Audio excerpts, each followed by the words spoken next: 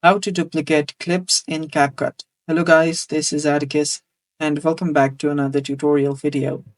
In today's video, I'll teach you guys how you can duplicate clips in CapCut. So without any further ado, let's dive right into it. First step, open up your CapCut.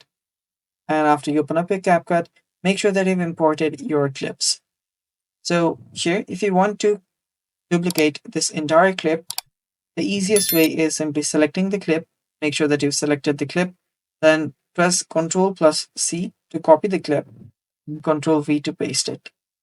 Now, if you want to overlay it, you can place it right above here.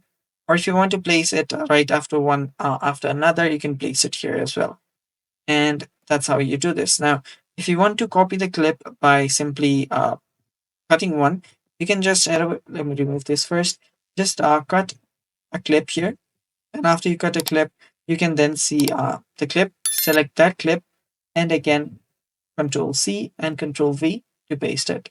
And it's that simple to simply copy and paste a clip. And that's how you duplicate a clip in your CapCut. Thanks for watching. That's all for today's video. Stay tuned for more upcoming videos, and bye bye. Take care.